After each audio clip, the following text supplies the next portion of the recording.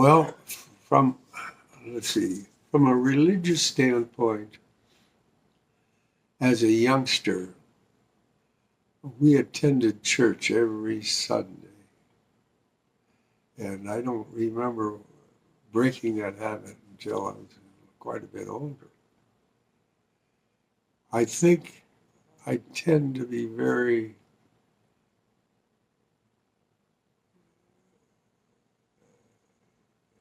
uh, concerned about the Ten Commandments. I think that I think it affected my political life. I think that I still have a problem with people cussing, which is strange with my experience and the bad things that I've been involved with and everything. My dad was, of course, very progressive. Uh, his brothers were very conservative. I tended to be a little conservative for a while, even quite a while.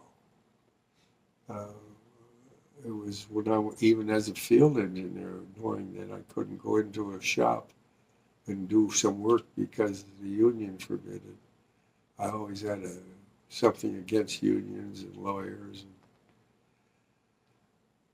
I think I turned very progressive. I think I started turning progressive. And I would say in my later life that I am. So you always voted Republican until. Yes. Um, Religiously, I think I'm like my father. I think we both have a good moral standard. My dad said you wouldn't want to live in a country that isn't Christian. Never forgot that. But I consider you agnostic. He was, I think, an agnostic.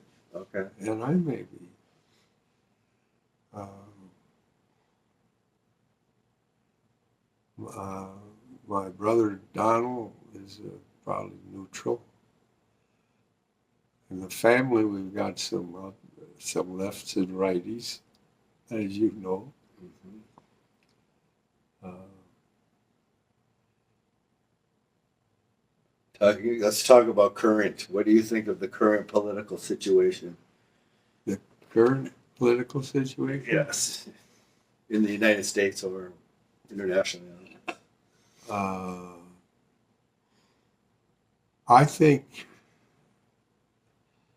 I think Trump is a lunatic. And the idea that someone would vote for him is very disturbing to me, knowing that half of this country don't care if you're a liar or whatever other failures he has. Howsoever, I'm disappointed that the Democratic Party hasn't done very much. I don't think I can remember anyone that I truly liked that much. But I'm disturbed by the way we handle Israel. I'm disturbed by the way we have not helped get back good relations with other companies. We seem to be anti-everything. I don't know what you mean by that. You don't know what I mean by anti-everything? Let me see how I can explain that. We don't seem to bridge the gap between China and our feelings. We don't seem to bridge the gap between North Korea and our feelings. We don't seem to do it between Russia and us. We don't seem to do it between Iran, etc. Well, why do we seem to be on the wrong side of a lot of things? if you know what you I don't, still don't know you what that still means. don't know what that means. However, it means that I may not vote for anybody, and none of them ring the bell with me. To the disturbance of the family.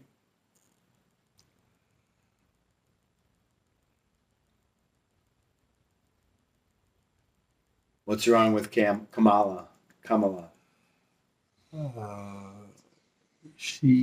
don't know. She's always smiling. She's a smiling fool.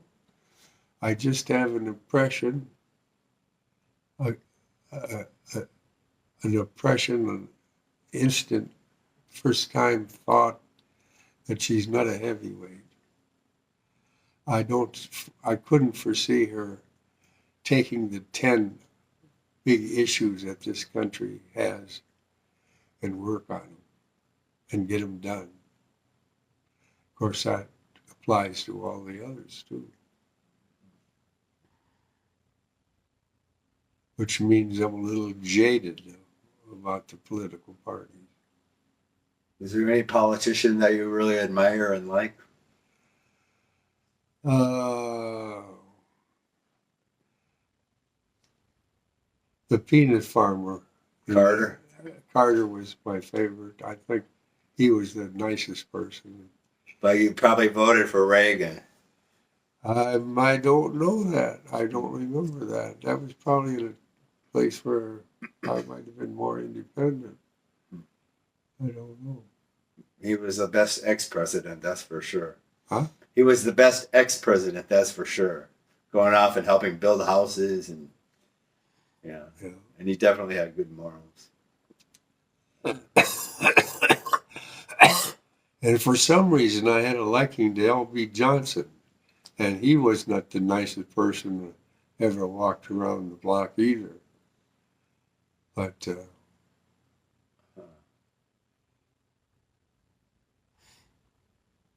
I don't forgive Truman for the bombing of Japan.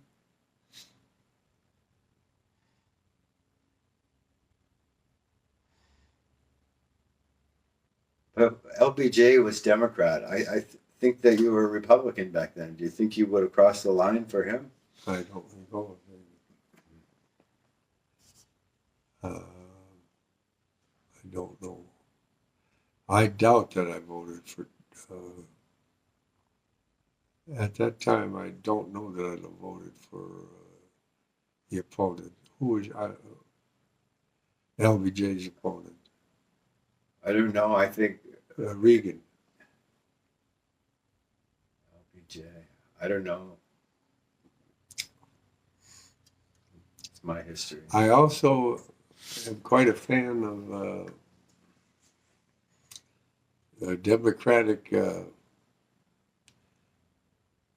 Who was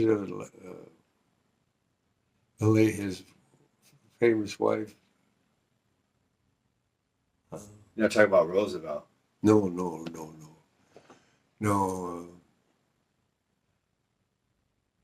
She was a senator of New York. Hillary Clinton? Her husband, Bill. Bill Clinton. I kind of was a Bill Clinton fan. That's interesting. I wouldn't have thought that. He was good for the economy. That's for sure. He was a centrist too.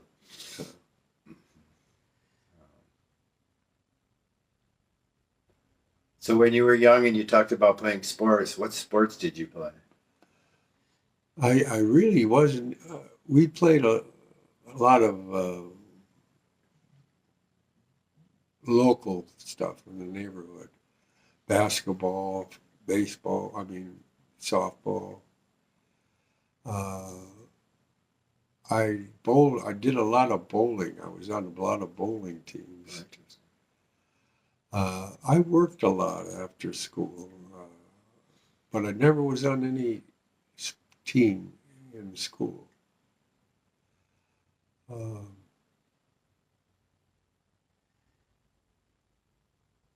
Probably I wouldn't have made it if I went out for it. I wasn't that large or athletic. Right. Okay, what were your hobbies that you liked? I know that you did stamp collecting, maybe coin collecting. I did that. Coin collecting. We'd go to the bank and get rolls of 50-cent pennies and sort through them and fill a book. And other than the 2 or 3 that were very difficult to get, we filled books. Interesting. And I never knew what happened to them. Yeah. I have a feeling that Could have been me. I don't know. you might have been one of the thieves. Yeah. In stamp collection, every time this was before they had the forever stamps. Every year they came out with a new block, 100 stamps. And down in the corner where there was a block of 4 with identification, that was the one you used. And so I had a book of that. And I think today that's probably worth nothing. Oh, that wasn't a good hobby. He wasn't a good collector.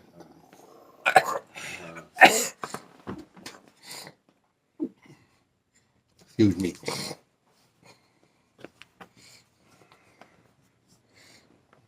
We can talk about your hobbies you have now.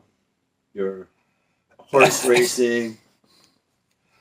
Of course, golf was my hobby. And I played golf until a couple of years ago, where I've lost my flexibility and it's hard for me to, Well, you played until you were in your 80s for sure. into the 90s.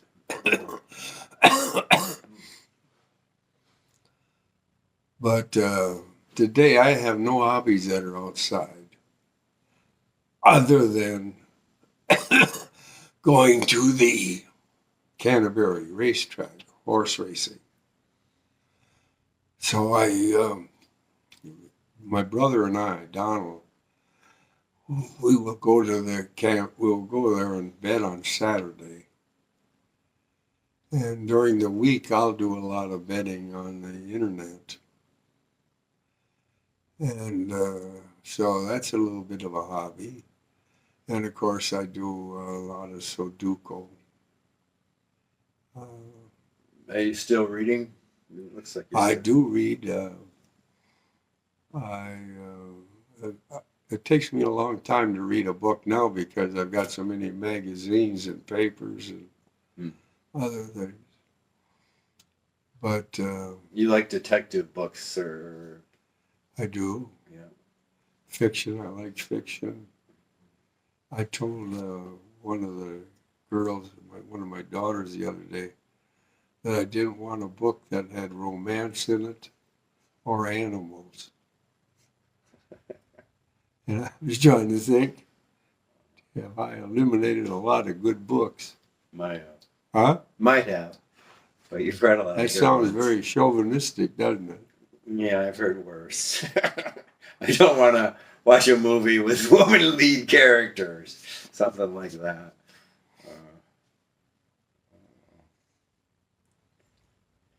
And so you have a good system for gambling? No. Do you think it helps? Oh, wait a minute. I have done a lot of research on my gambling. When I say research on gambling, I've read dozens of books on handicapping horse racing. So I know a lot about the ins and outs and what you look for in that. I've done a lot of research on slot machines. And all in all, I know the percentage that you lose. I know you shouldn't do it. I know that it's eventually going to break you if you're not careful. But at my age, if I keep the money level lower and don't go overboard, I feel I have that coming to me. Yeah, you don't waste any money. I mean, that's seems like a harmless hobby because you're so controlled. You can control that addiction or whatever. Coming up from the past where money was important, I do have a lot of cheap traits. Things bother me, like leaving the lights on, not shutting doors.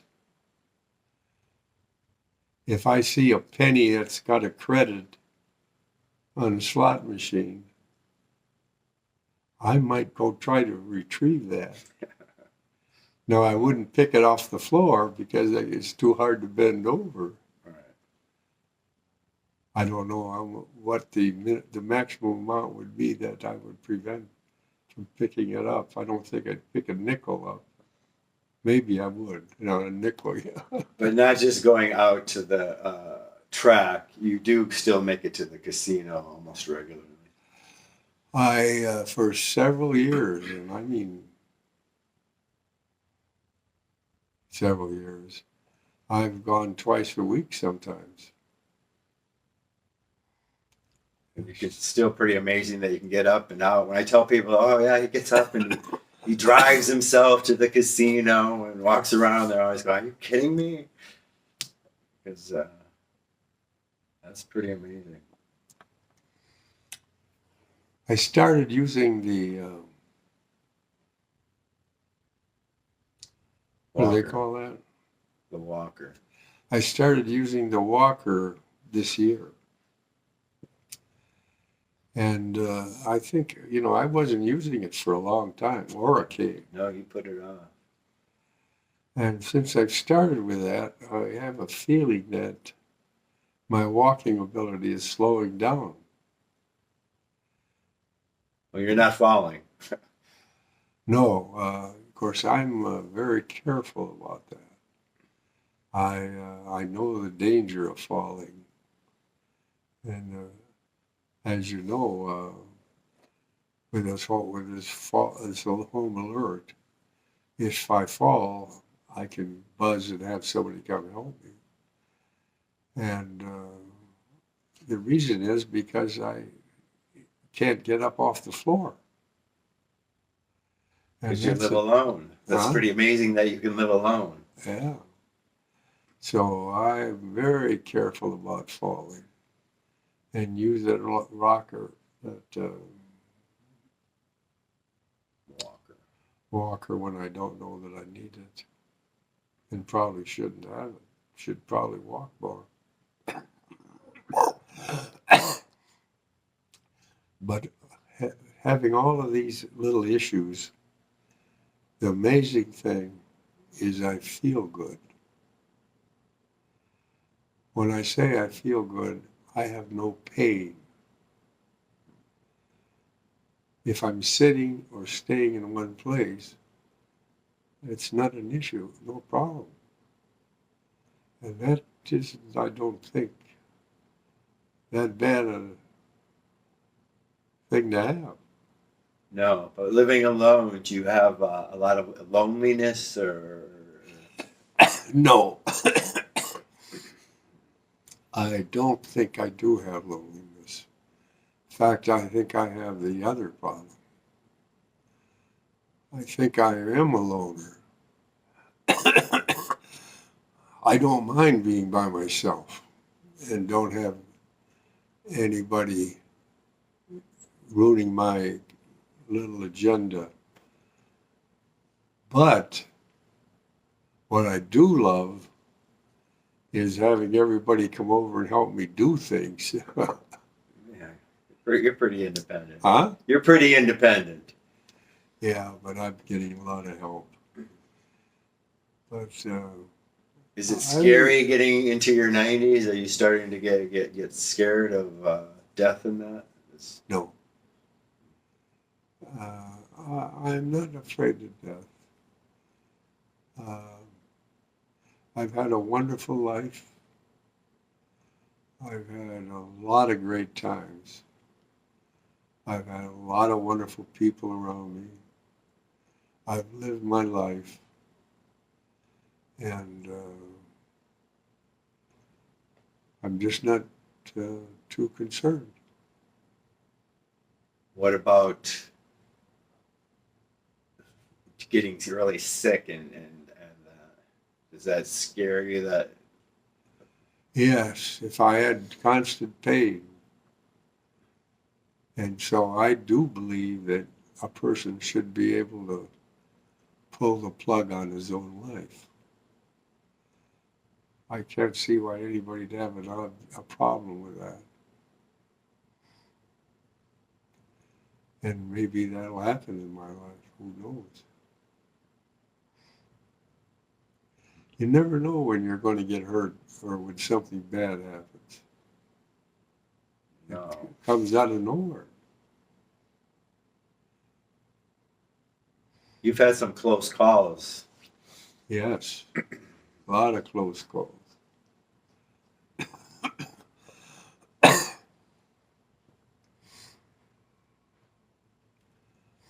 Right as we speak, of course, you can hear that I've got a problem with my coughing, my lung congestion. It's gotten better. Are you worried that you might have a lung infection now? Am I worried about it? Yeah. I'm not worried about it, but it's quite possible. Because it was you had gotten so well, and then it got started coming back again. Hmm. So obviously you have congestion for whatever reason. Yeah. Okay, let's just break away from all that, and why don't you talk about what you know of your relatives in Sweden?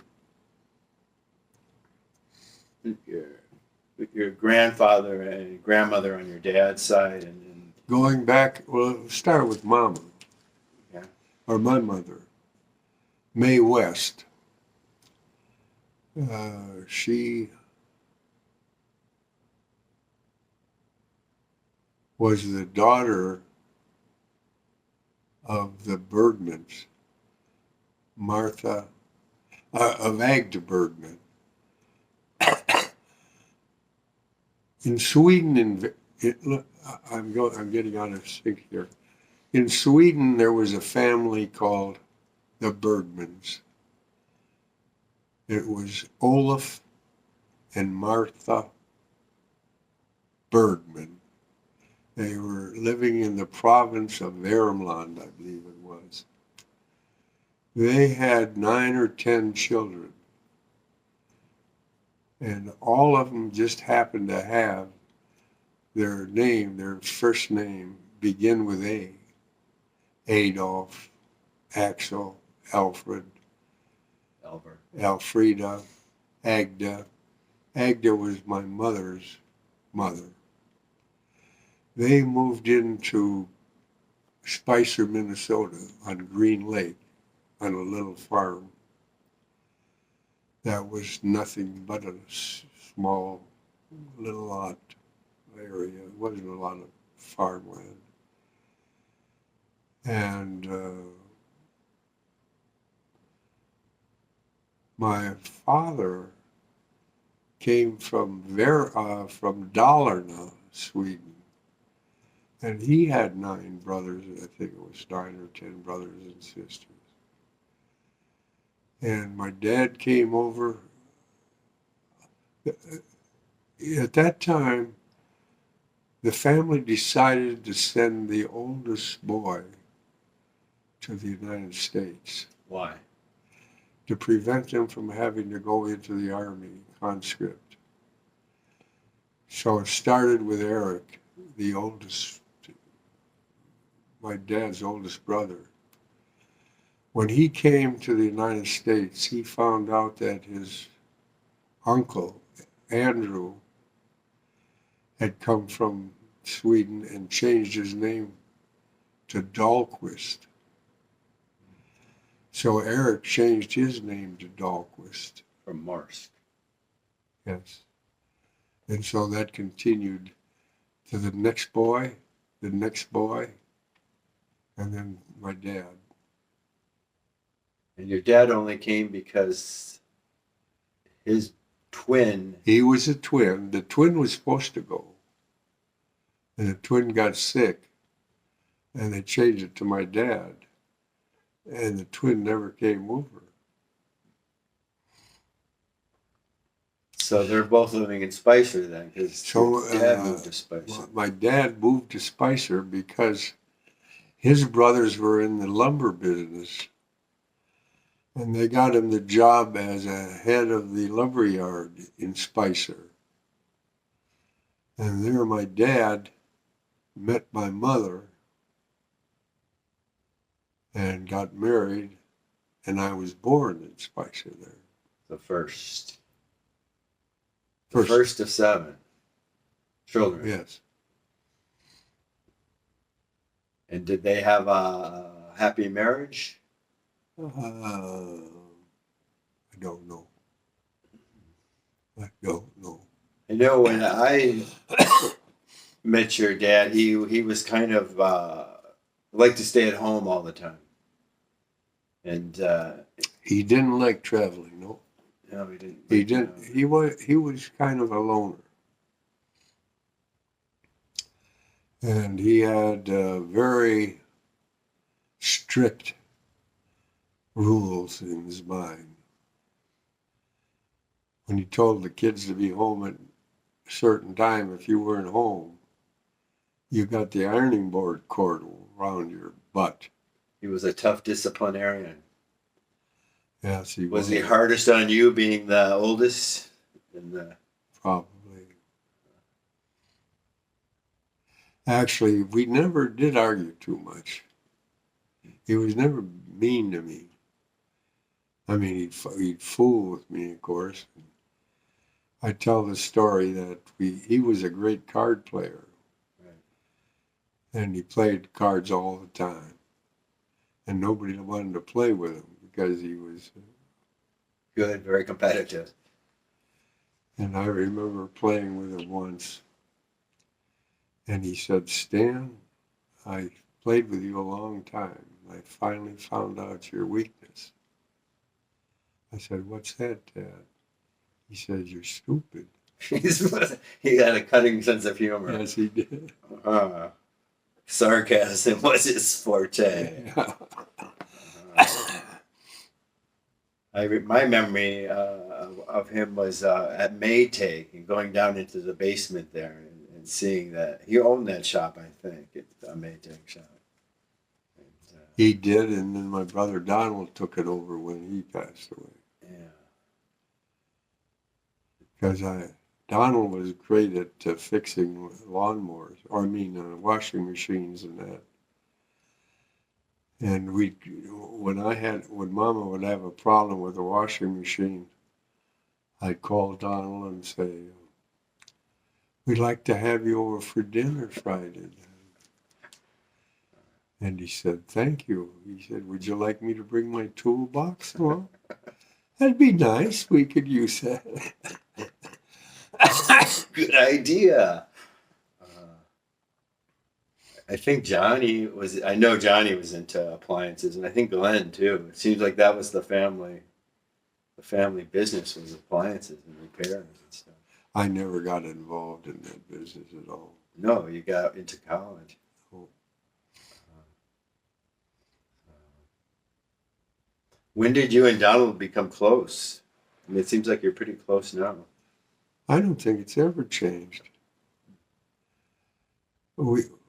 We spend very little time, other than these last couple of years going out to the track, which we like. We spend very little time together. I don't think we've ever had an argument. Well, it seems like now that you're in your 90s, you're getting closer. I mean, meeting each other at the track and that kind of regularly. I've really not had any issues with any of my brothers and sisters. Not that I recall. Nothing that was mean or that is rememberable. And that's a blessing. I never spent a lot of time with the family after I got married. And when I say that, we went our own way. We had our things to do. A lot of my family would go over to my mother's and father every weekend. Well, we didn't feel that was, I didn't feel like that, I guess, that I wanted to do that. Is that you don't like your family? Heavens, no. Does that mean that you're interested only in your own desires? Probably.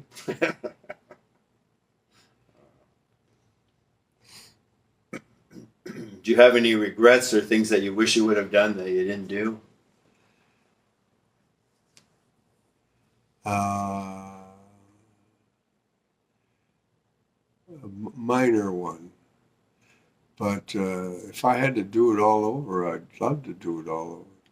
And the minor one was at Honeywell. I had a little bit of an issue with the general manager, which probably changed my future at Honeywell. I never liked him. And I had a meeting with him and told him I didn't like him. And he patted me on the back, and I got another job at Honeywell.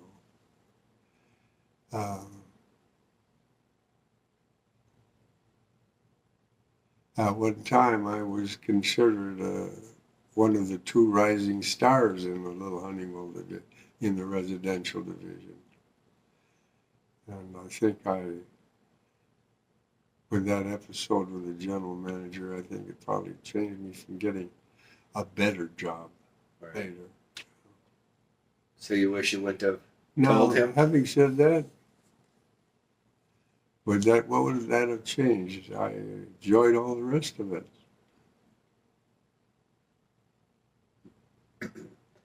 Is there anything that you still want to do while you're alive? No. Well, if I could get around, and when I say get around, I don't mean having somebody push me in a wheelchair, but I've always wanted to go to France and take a ride on the boat between the wineries and the restaurants. I guess it's up to Seine. That would be kind of fun.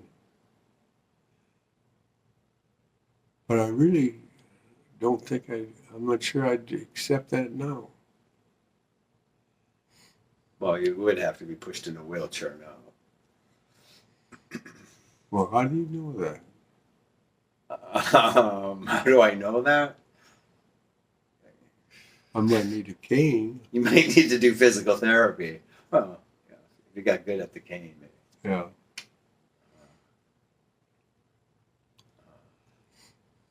All right, let's call it a wrap for today. That was good. That was a lot of material.